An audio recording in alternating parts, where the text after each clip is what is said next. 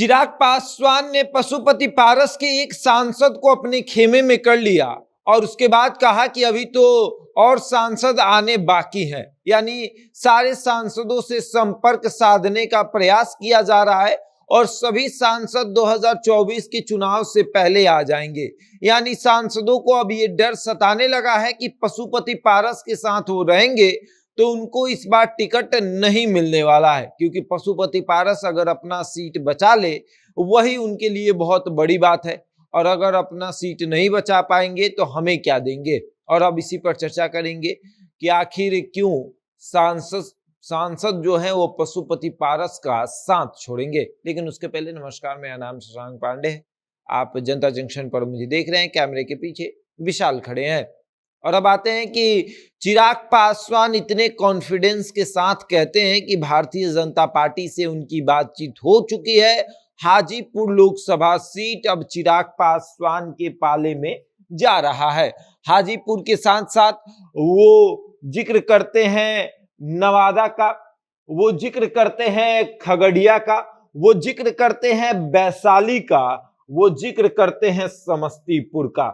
और अब जिस लोगों को हमने घेरे में रखा है वो वहां के सांसद हैं।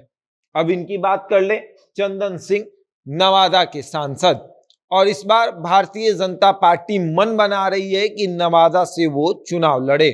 अगर पिछले 2014 की अगर बात करें तो गिरिराज सिंह वहां से सांसद थे नवादा से, फिर उनको बेगूसराय में शिफ्ट किया गया और इस सीट को लोजपा के हवाले कर दिया गया। लोजपा ने सूरजभान सिंह के भाई को वहां से उम्मीदवार बनाया और सूरजभान सिंह के भाई वहां से जीत जाते हैं।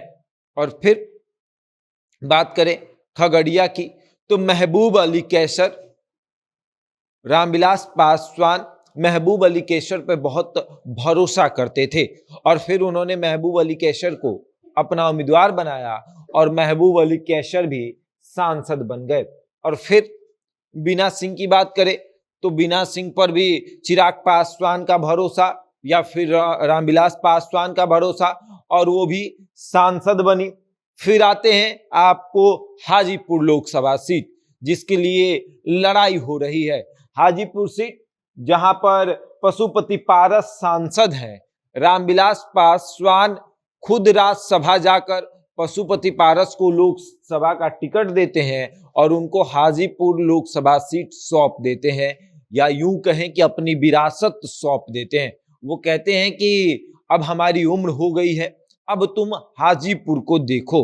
और चिराग पासवान को यही बुरा लगता है। उनको लगता है कि पिता की विरासत पर सिर्फ और सिर्फ मेरा नाम है और पिता की विरासत पर मेरा अधिकार है।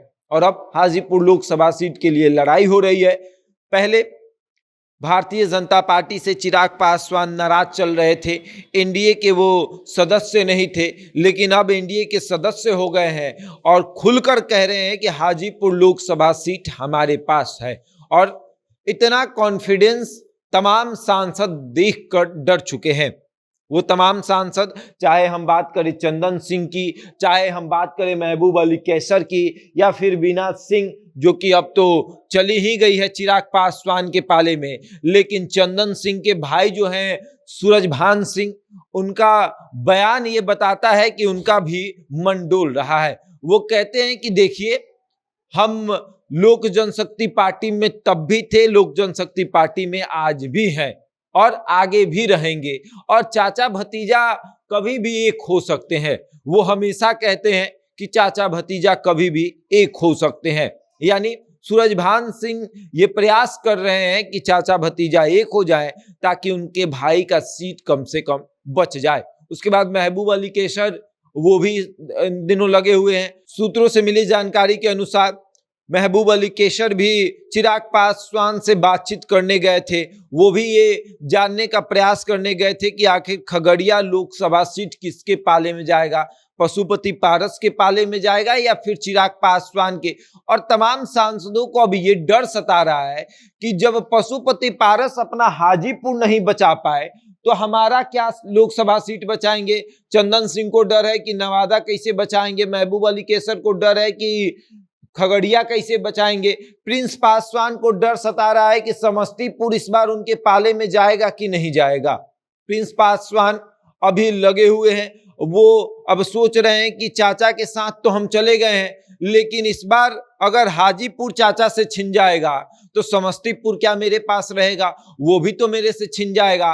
और इस बार चिराग पासवान लगे हुए हैं कि जो जो सांसद हमको धोखा दिया है वो लोकसभा सीट हमारे पाले में आए या फिर भारतीय जनता पार्टी के पाले में चला जाए। और इस बार वैशाली लोकसभा सीट से भारतीय जनता पार्टी तैयारी कर रही है। इस बार भारतीय जनता पार्टी वैशाली से अपना उम्मीदवार उतारेगी।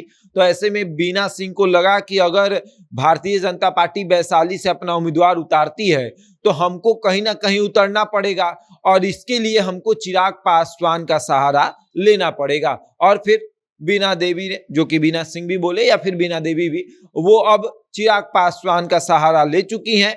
और अब चिराग पासवान का दावा है कि धीरे धीरे सभी सांसद हमारे खेमे में आने वाले हैं। और अब देखिए क्या होता है। क्या जिस तरीके से चिराग पासवान अकेले थे उस तरीके से पशुपति पारस अकेले हो जाएंगे?